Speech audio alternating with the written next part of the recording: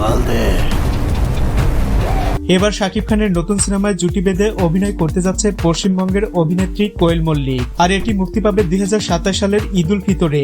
আমার অনুরাগীরা অনেক অনেক প্রশ্ন জিজ্ঞেস করেন, কিন্তু প্রত্যেকটা অবভিয়াসলি পার্সোনালি আনসার দিতে পারি না আমি। এবারে আজকে আমি খুব খুশি, কারণ বিষয়টি নিশ্চিত করেছেন রিয়েল এনার্জির কর্ণধার শাহরিন আক্তার সুমি। তবে ছবিটির অফিসিয়াল ঘোষণা আসলেও এখনো সিনেমার নাম চূড়ান্ত হয়নি।